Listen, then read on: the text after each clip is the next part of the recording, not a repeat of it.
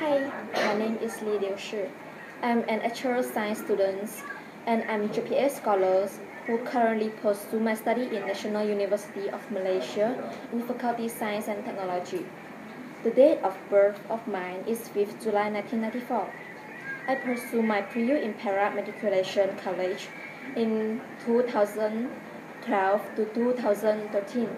The subjects I took in PRU were mathematics, physics, chemistry, and biology, and I scored 4 flat for my CGPA.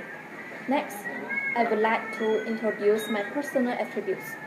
I'm committed, resourceful, and self-driven person. My personal value is to promote growth in order to being betterment in other people's life. I'm beginner in Adobe Photoshop, After Effects, and R statistics. I'm good in Malay, English, native in Chinese, and basic in French.